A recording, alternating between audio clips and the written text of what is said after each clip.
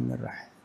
Assalamualaikum warahmatullahi wabarakatuh. Alhamdulillah wassalatu wassalamu ala Rasulillah Sayyidina Muhammad ibni Abdillah la haula wa la quwata illa billah. Asyhadu an la ilaha illallah wahdahu la syarikalah wa asyhadu anna Muhammadan abduhu wa rasuluh. Allahumma sholli wa sallim wa barik ala sayyidina Muhammad wa ala alihi wa ashabihi wa sallama tasliman katsira. Wa khatamul Sulaiman ala lisani wa man takallamtu ilaihi qadha hajati. Para pirsawan Borneo TV dimanapun berada yang dirahmati Allah, alhamdulillah segala puji bagi Allah atas segala karunia-Nya, atas segala rahmat taufik dan hidayahnya. Kita semua masih diberikan Allah kesehatan dan kesempatan untuk bisa menjalankan ibadah puasa sampai hari ini, tanggal 29 Ramadan, dalam keadaan sehat walafiat, dalam keadaan tentram, tenang, damai, dalam keadaan tidak ada gangguan sedikit pun, karena memang pada kesempatan Ramadan ini dan Ramadan berikutnya setan-setan sedang diikat oleh Allah agar tidak menggoda manusia, agar tidak menggoda umat Islam yang sedang berpuasa. Salawat dan salam semoga tetap terlimpahkan kepada junjungan kita Nabi besar Muhammad sallallahu alaihi wasallam. Beliau adalah satu-satunya nabi, satu-satunya rasul yang diberikan hak oleh Allah untuk bisa memberikan syafaat, untuk bisa memberikan pertolongan kepada umat-umatnya dan kepada umat-umat nabi-nabi sebelumnya. Mudah-mudahan kita semua termasuk umat beliau yang kelak di hari akhirat mendapatkan syafaat dari Rasulullah Muhammad sallallahu alaihi wasallam. Amin amin ya rabbal alamin. Para pirsawan rahimakumullah, Allah Subhanahu wa taala telah berfirman dalam surah Al-Baqarah ayat 43, wa aqimus sholata wa atuz zakata warka'u ma'ar raki'in, dan dirikanlah sholat dan tunaikan zakat serta rukuklah bersama orang-orang yang rukuk. Ayat ini memerintahkan kepada kita dua hal. Yang pertama, sholat fardu yang 5 waktu harus kita laksanakan karena hukumnya wajib. Yang kedua, untuk membayar fitrah, membayar zakat. Zakat juga hukumnya wajib. Kemudian Allah juga berfirman dalam surah yang lain, surat At-Taubah ayat 103, khud min awalihim shadaqatan tutahhiruhum wa tuzakkihim biha. Ambillah zakat dari harta mereka untuk membersihkan dan mensucikan mereka. Para jamaah rahimakumullah, perkenankan pada sesi ini kami berbicara tentang kewajiban membayar zakat. Zakat itu ada dua macam. Yang pertama adalah zakat jiwa yang sering kita sebut dengan zakat fitrah. Yang kedua zakat harta atau zakat benda yang sering disebut dengan zakat mal. Zakat fitrah terkait dengan bulan suci Ramadan dan terkait dengan ibadah puasa Ramadan. untuk zakat fitrah itu diwajibkan bagi kepada semua orang Islam. Rasulullah mewajibkan zakat fitrah. Farada Rasulullah sallallahu alaihi wasallam zakat al-fitri sa'an min tamrin aw sa'an min sa'irin. Rasulullah mewajibkan kepada umatnya untuk membayar zakat fitrah sa'an min tamrin aw sa'an min sa'irin. Sa'an satu satu gantang, satu takaran. Kalau ditimbang menurut Kementerian Agama itu seberat 2,5 kg. Kemudian Rasulullah mewajibkan 2,5 gram kurma atau syair. Syair itu gandum. Itu makanan pokok di tanah suci Mekah dan Madinah dan sekitarnya.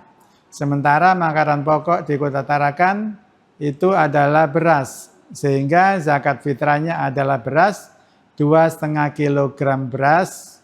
Kemudian kalau diuangkan, Kementerian Agama telah menetapkan besaran nilai zakat fitrah kalau diuangkan. Yang pertama senilai Rp45.000 kalau yang berzakat itu terbiasa makan beras seharga Rp18.000 per kilogram. Kemudian yang biasa makan beras seharga Rp16.000 per kilogram, maka besaran zakat fitrahnya adalah Rp40.000. Dan yang paling rendah adalah Rp37.500 kalau mereka terbiasa makan beras yang nilainya Rp15.000 per kilogram. Kemudian yang diwajibkan membayar zakat fitrah adalah semua Islam. Semua orang Islam diwajibkan membayar zakat fitrah. Alal abdin, wal khurin, was-saghir, wal kabir, al-zakar, wal untha minal muslimin. Yang diwajibkan mengeluarkan zakat fitrah adalah semua orang Islam, baik dia itu hamba sahaya, kalau sekarang sudah tidak ada hamba sahaya karena sudah dimerdekakan. Kemudian orang-orang yang merdeka, seperti kita semuanya orang merdeka. Kemudian laki-laki atau perempuan, kemudian anak-anak atau orang dewasa dari semua orang Islam. Artinya bahwasanya semua orang Islam berkewajiban untuk mengeluarkan zakat fitrah. Karena yang dizakati bukan barang atau benda, tetapi jiwa. Masing-masing orang mempunyai jiwa, jiwanya satu. Selama dia itu mempunyai jiwa yang sehat, maka dia diwajibkan membayar zakat fitrah. Yang kaya wajib zakat fitrah, yang miskin juga berkewajiban membayar zakat fitrah. Yang tidak diwajibkan zakat fitrah adalah orang-orang yang dalam kategori sangat-sangat miskin. Kalau sebatas dia miskin, dia tetap wajib mengeluarkan zakat fitrah.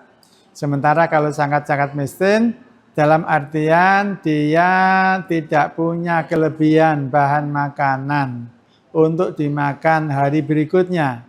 Yang dia punya hanya malam lebaran saja, bisa makan di malam itu, dan 1 hari lebaran pertama atau 1 Syawal, baru itu saja yang bisa dimakan. Untuk tanggal 2 Syawal tidak ada yang bisa dimakan. Maka orang semacam ini tidak berkewajiban mengeluarkan zakat fitrah. Kemudian fungsi zakat fitrah adalah untuk mensucikan orang-orang yang sedang berpuasa. Tuhratan nasaim minalawi warrofati. Untuk mensucikan orang yang berpuasa dari hal-hal yang tidak berguna dan dari ucapan yang rofat, yang jelek, yang keji. Hal-hal yang tidak berguna misalnya seharian bagi orang yang berpuasa, tidur melulu dari pagi sampai sore, atau main game terus, atau main HP terus, padahal bisa beribadah di sela-sela itu. Dia hanya mengerjakan hal-hal yang tidak ada gunanya, sementara waktu puasa pahalanya dilipat gandakan. Sehingga orang semacam ini karena melakukan hal-hal yang tidak berguna, maka bisa dihapus, bisa diganti dengan membayar zakat fitrah itu. Kemudian ucapan-ucapan yang keji, ucapan-ucapan yang kotor bagi orang yang berpuasa itu bisa dihapus, bisa diganti, bisa diperbaiki dengan membayar zakat fitrah. Kemudian bagi orang-orang yang mendapat zakat fitrah, mendapatkan santunan zakat fitrah, apakah dia juga diwajibkan untuk membayar zakat fitrah? Para pendengar rahimakumullah, zakat fitrah itu wajib untuk semua orang, muslim, laki, perempuan, besar, kecil, kaya, miskin. Yang tidak diwajibkan hanyalah orang yang sangat-sangat miskin, artinya orang yang tidak ada persediaan makan untuk tanggal 2 Syawal. Dia hanya bisa makan di malam Lebaran dan di hari pertama Lebaran tanggal 1 Syawal, tanggal 2-nya tidak ada persiapan untuk makan. Sehingga orang semacam ini tidak diwajibkan untuk membayar zakat fitrah. Sementara orang-orang yang menerima zakat fitrah, kalau ditarakan biasanya disalurkan lebih cepat daripada di daerah-daerah lain. Kalau di daerah lain, khususnya di Pulau Jawa, di Pulau Sulawesi, dan kebanyakan di Kalimantan, itu zakat fitrah disalurkan pada malam Lebaran baru disalurkan. Sementara kalau ditarakan ini sangat luar biasa, zakat fitrah, zakat mal, dan fidyah sudah bisa disalurkan ke mustahik minimal 3 hari sebelum Lebaran sudah bisa disalurkan. Sehingga para mustahik yang pada saat itu menerima zakat mal, zakat fitrah atau fidyah yang nilainya bervariasi, maka yang bersangkutan berkewajiban untuk mengeluarkan zakat fitrah dan bisa diambilkan dari uang atau beras yang diterimanya pada saat itu. Misalnya ada yang menerima 200.000 atau 250.000, bahkan ada yang ditambah dengan beras mungkin 5 kilo atau lebih, maka dari harta atau uang penerimaan tadi itu bisa disisihkan sebagian untuk membayar zakat fitrah. Misalnya yang paling rendah 37.500, maka yang bersangkutan bisa mengambil uang itu atau diambilkan dari beras yang ia terima. Sehingga para jamaah rahimakumullah, kita bisa memanfaatkan uang yang kita terima pada saat pembagian zakat mal, zakat fitrah dan sedekah. Sehingga tidak ada alasan untuk tidak membayar zakat fitrah. Rasa-rasanya semiskin-miskinnya orang ditarakan, tidak mungkin sampai tidak bisa makan. Semiskin-miskin orang tarakan biasanya masih punya HP, masih bisa membeli pulsa. Sehingga untuk membayar zakat fitrah, insya Allah semua warga masyarakat tarakan yang Islam bisa mengeluarkan zakat fitrah. Suami berkewajiban mengeluarkan zakat fitrah untuk istri dan anak-anaknya atau kepada orang tuanya yang menjadi tanggungannya, itu dikeluarkan oleh anaknya. Kemudian anak yang sudah dewasa walaupun belum menikah dan sudah punya penghasilan, maka dia tidak menjadi beban orang tuanya, tapi yang bersangkutan berkewajiban mengeluarkan zakat fitrah untuk dirinya sendiri. Para jamaah rahimakumullah, kemudian ditarakan ini begitu sangat luar biasa karena pembagian zakat fitrah itu sudah terkadang didanai oleh Basnas. Dipinjami dulu oleh Basnas, kemudian nanti pada saat Lebaran atau malam Lebaran dari pihak masjid mengembalikan uang itu kepada Basnas. Atau kalau yang dikelola oleh Lazisnu memberikan keleluasaan pengelolaan keuangan zakat oleh badan amil zakat masjid yang bersangkutan.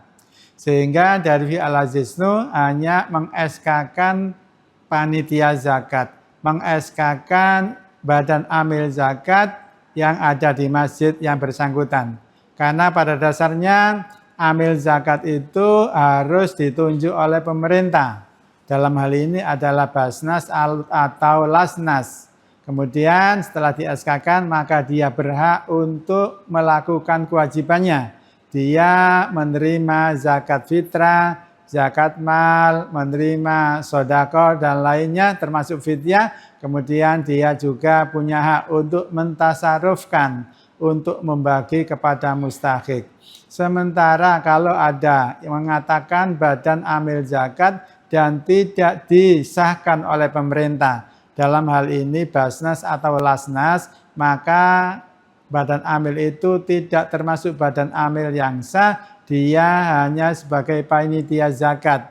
Dia boleh menerima zakat dari masyarakat, tapi tidak punya hak untuk mentasarufkan, dan dia juga tidak berhak untuk menerima bagian dari amil zakat itu sendiri. Sehingga para jamaah rahimakumullah, khususnya warga masyarakat Tarakan, baik yang di masjid, di mushola, atau di tempat-tempat ibadah lainnya, kalau membentuk badan amil zakat, maka harus di-SK-kan oleh badan amil zakat atau lembaga amil zakat, misalnya oleh Lazisnu, Lazismu, dan lain sebagainya. Sehingga keberadaan badan amil zakatnya resmi. Para jamaah rahimakumullah, kemudian yang kedua adalah tentang zakat mal. Zakat ada dua macam, zakat mal, zakat fitrah. Zakat fitrah sudah kami jelaskan tadi, kemudian zakat mal.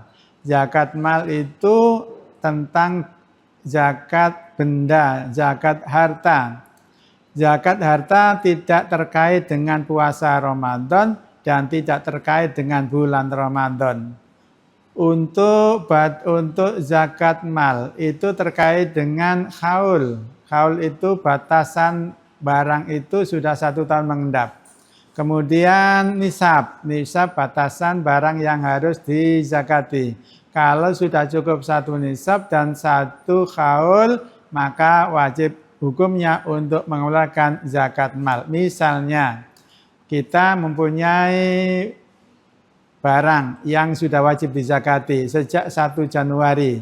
Kemudian misalnya 1 Januari 2024. Maka akhir Desember, tanggal 31 Desember 2025 wajib mengeluarkan zakatnya. Sehingga begitu 1 tahun sudah mengendap, maka wajib dikeluarkan zakat.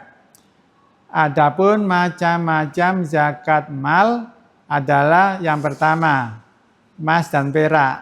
Kemudian ada zakat perdagangan, ada zakat pertanian, ada zakat tambang, ada zakat lukoto, barang temuan, ada zakat uang simpanan, ada zakat profesi, dan lain sebagainya. Kemudian nilai zakat yang dikeluarkan juga bervariasi. Ada yang 2,5%, ada yang 5%, ada yang 10%, bahkan ada yang 20%. Pada kesempatan kali ini saya akan membicarakan zakat yang nilai zakatnya dikeluarkan hanya 2,5%. Di antaranya adalah zakat emas. Kalau kita punya emas yang disimpan, bukan emas perhiasan. Kalau perhiasan tidak wajib untuk dikeluarkan zakatnya. Sementara kalau emas yang disimpan seperti emas batangan, kemudian kita simpan, itu wajib hukumnya mengeluarkan zakatnya kalau cukup 1 nisab. Termasuk emas perhiasan yang tidak kita gunakan sebagai perhiasan. Kita beli untuk kita simpan. Dan kalau beratnya mencapai 85 gram, maka wajib mengeluarkan zakat senilai 2,5%. Sehingga kalau kita punya emas 85 gram atau lebih dan kita simpan sudah 1 tahun, maka pada saat 1 tahun itu kita wajib mengeluarkan zakat mal kita. Sehingga tidak terkait dengan bulan suci Ramadan Walaupun kebanyakan orang menghitungnya per Ramadan, sehingga kurang lebihnya di Ramadan itu boleh saja. Para jamaah rahimakumullah, kalau kita punya emas seberat 85 gram atau lebih dan emas sudah 1 tahun kita simpan, maka kita wajib mengeluarkan zakat emas itu. Kemudian yang kedua, zakat uang simpanan. Kalau kita punya uang dan kita simpan di rumah atau disimpan di bank, dan uang itu bisa untuk membeli emas seberat 85 gram atau lebih, maka kita wajib hukumnya untuk mengeluarkan zakat yang kita punya tadi, zakat uang simpanan. Kalau uang simpanan kita misalnya senilai 85 gram emas, kalau sekarang emas diantam, di aneka tambang, 1 gramnya senilai sekitar Rp1.455.000. Kalau dikalikan 85 berarti ada Rp123.675.000. Artinya kalau kita punya uang sebesar itu atau lebih, maka kita wajib mengeluarkan zakat mal kita, zakat uang simpanan kita. Kalau kita misalnya punya uang 200 juta dan sudah mengendap 1 tahun, maka dikeluarkan 2,5%-nya. 2,5% kali 200 juta berarti nilainya ada 5 juta rupiah. Kalau kita punya uang 1 miliar dikalikan 2,5%, maka ada 25 juta. Kalau kita punya uang 2 miliar, zakatnya ada 50 juta rupiah. Ustadz, kenapa banyak sekali? Kita cari uang susah-susah, kita kumpulkan susah-susah, tapi harus dikeluarkan zakat sebanyak itu. Para jamaah rahimakumullah, perlu diketahui uang yang kita punya, harta yang kita punya itu bukan hak kita semuanya. Sebagian ada hak fakir miskin, mereka yang berani meminta atau tidak berani meminta. Dan kita wajib mengeluarkan zakatnya sebanyak 2,5% setiap tahun. Sehingga kalau kita uang banyak, tentunya zakatnya juga banyak. Kalau kita punya uang sedikit dan tidak cukup 1 nisab, maka tidak wajib mengeluarkan zakat. Sehingga bersyukurlah bagi kita semuanya yang bisa mengeluarkan zakat mal kita. Semakin banyak kita semakin bersyukur, karena semakin banyak zakat yang kita keluarkan artinya uang kita juga semakin banyak. Para jamaah rahimakumullah, kemudian bagi mereka yang tidak mau mengeluarkan zakat, maka harta itu tidak barokah. Rasulullah pernah bersabda, man mana az-zakah, mana minhul barokah. Barang siapa yang menghindari mengeluarkan zakat, maka hartanya tidak akan barokah. Artinya bahwasanya walau uang kita banyak, tetapi kalau tidak barokah, maka manfaatnya juga kurang. Artinya walaupun uang kita banyak, boleh jadi uang itu bisa keluar dengan sendirinya tanpa kita kendalikan. Misal uang kita sudah cukup 1 nisab dan sudah 1 tahun, kemudian tidak kita keluarkan, boleh jadi Allah keluarkan uang itu tanpa kita kendalikan. Misalnya mobil yang kita punya, kita pakai, kemudian serempetan atau nabrak. Atau kita punya motor, motornya rusak harus ke bengkel. Atau kita sakit harus berobat, harus keluarkan uang. Atau ada musibah misalnya, dan jangan sampai terjadi. Misalnya kecurian, atau kerampokan, atau hilang uang itu, atau kebakaran. Itu karena harta kita tidak dibersihkan sehingga Allah akan bersihkan harta itu. Para jamaah rahimakumullah, sekaitan dengan itu mari kita hitung, kita catat uang kita di mana kita simpan, kemudian kita hitung kalau sudah 1 tahun dan sudah 1 nisab, maka kita keluarkan zakatnya 2,5%. Kemudian kalau kita sudah punya harta dan tidak kita keluarkan, hartanya sudah 1 nisab, 1 haul dan tidak kita keluarkan, kelak di akhirat akan menjadi beban bagi kita. Harta itu akan dibakar oleh Allah di neraka jahanam dan disetrikakan kepada kita yang punya harta itu. Kita disetrika wajah kita, lambung kita, kemudian juga anggota yang lainnya, punggung kita disetrika oleh Allah.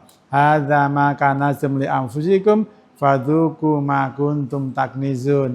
Inilah harta yang kau simpan untuk dirimu sendiri, maka rasakan akibat harta yang kau simpan itu. Para jamaah rahimakumullah, sehingga jangan sampai kita menyimpan harta padahal harta itu yang seharusnya sudah dizakati tetapi tidak dizakati, sehingga kita harus bersihkan dengan zakat itu. Para jamaah rahimakumullah, kemudian siapa sih yang berhak untuk menerima zakat itu? Zakat itu beda dengan sodako. Kalau sodako dikasihkan siapa saja boleh, dikasihkan bapak, ibu boleh, keluarga juga boleh, orang lain juga boleh, bahkan orang kaya pun boleh dikasih sodako. Sementara kalau zakat itu tertentu, hanya ada 8 golongan yang boleh menerima zakat. Zakat mal ataupun zakat fitrah, hanya 8 golongan itu. Sebagaimana firman Allah dalam surah At-Taubah ayat 60. Innamas shadaqatu lil fuqara'i wal masakini wal amilina 'alaiha wal mu'allafati qulubuhum wa fir riqabi wal gharimina wa fi sabilillahi wa ibni sabil faridatan minallah.